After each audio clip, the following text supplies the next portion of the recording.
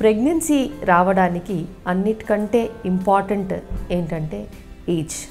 మనం వయసు చూసుకున్నట్టయితే 30 లోపు కనుక ప్రెగ్నెన్సీస్ వచ్చినట్టయితే అవి కొంచెం సులువుగానే కాకుండా వాటిల్లో కాంప్లికేషన్స్ కూడా తక్కువగా ఉంటాయి. 30 పైబడిన వాళ్ళకి ఫర్టిలిటీ రేట్ కూడా కొంచెం తగ్గడమే కాకుండా ప్రెగ్నెన్సీలో గల కాంప్లికేషన్స్ కూడా కొంచెం పెరుగుతూ ఉంటాయి.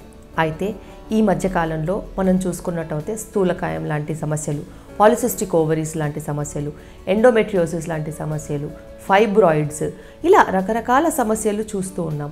వీటన్నిటితో గనక మనం చూసుకున్నట్టయితే ఈ ప్రెగ్నెన్సీని కూడా మనము దాటేసినట్టయితే 30 పైన 35 పైన ప్రెగ్నెన్సీస్ రావడమే చాలా కష్టతరంగా ఉంటుంది.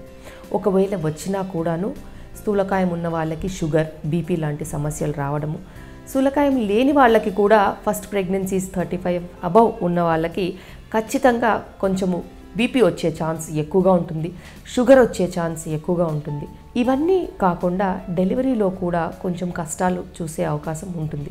వాళ్ళకి నార్మల్గా లేబర్ పెయిన్స్ రాకపోవడము, ఆపరేటివ్ డెలివరీస్ ఎక్కువగా ఉండడము, ఇలాంటి సమస్యలు మేము చూస్తూ ఉన్నాం. ఐవీఎఫ్ ద్వారా కానీ ప్రెగ్నెన్సీ వచ్చినట్టు అయితే మల్టిపుల్ ప్రెగ్నెన్సీ అంటే 1కి మించి 2 కానీ 3 కానీ ప్రెగ్నెన్సీస్ వచ్చే అవకాశం ఎక్కువగా ఉంటుంది. అలాంటి వాళ్ళల్లో సంతోషానితో పాటు సమస్యలు కూడా ఎక్కువగా ఉంటాయి.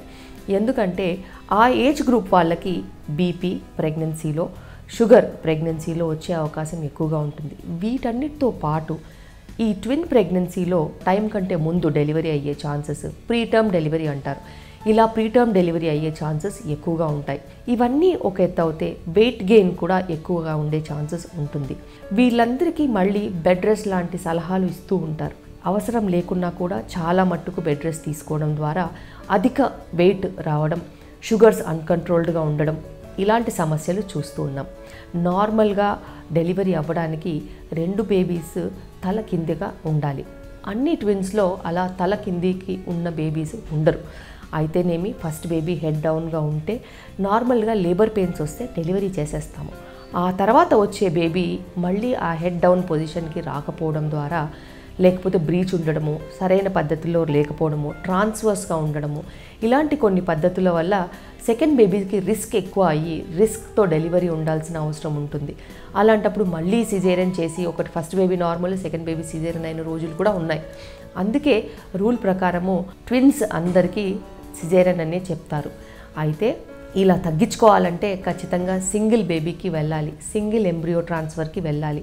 ఎందుకంటే సింగిల్ బేబీతో కాంప్లికేషన్స్ తక్కువగా ఉంటాయి.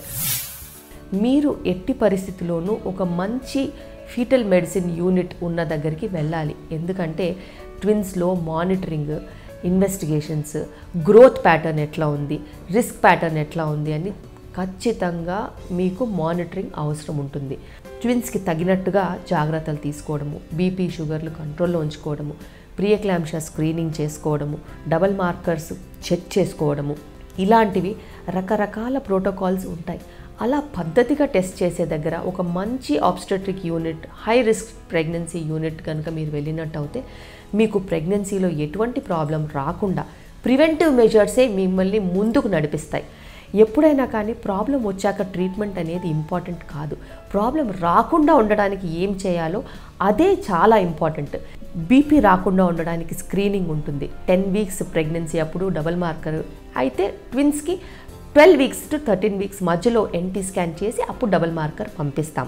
అలా స్క్రీనింగ్లో కనుక బీపీ వచ్చే అవకాశం ఉందా, బేబీస్ చిన్నగా పెరిగే అవకాశం ఉందా, ప్లాసెంటల్ ఫంక్షన్ తక్కువగా ఉండే అవకాశం ఉందా, సర్వైకల్ ఇన్కాంపిటెన్స్ ఉండే ఛాన్సెస్ ఉన్నాయా, సర్వైకల్ లెన్స్ స్క్రీనింగ్ ఎప్పుడెప్పుడు చేయాలి, యూరిన్ ఇన్ఫెక్షన్ స్క్రీనింగ్ ఎప్పుడు చేయాలి, వెజనల్ స్క్వాబ్ స్క్రీనింగ్ ఎప్పుడు చేయాలి, ఇలాంటివి చాలా ఉంటాయి.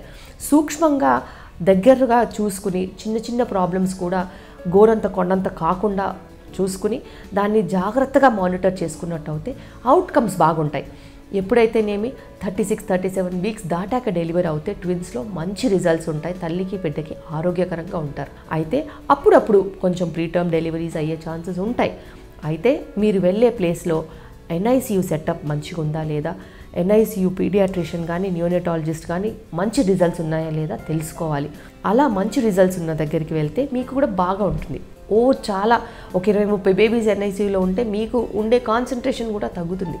రిజల్ట్స్తో పాటు మీకెంత ఇంపార్టెన్స్ ఇవ్వగలుగుతారు, మిమ్మల్ని ఎంత జాగ్రత్తగా చూసుకోగలుగుతారు, అలాంటివి కూడా చాలా ఇంపార్టెంట్. స్ట్రెస్కి లోగొనొద్దు, ఎందుకంటే స్ట్రెస్తో పాటు చాలా రకాల ఇబ్బందులు వస్తున్నాయి. బీపీ కానీ షుగర్ కానీ తొందరగా వచ్చే ఛాన్సెస్ ఉంటాయి, థైరాయిడ్ ప్రాబ్లమ్స్ వచ్చే ఛాన్సెస్ ఉంటాయి.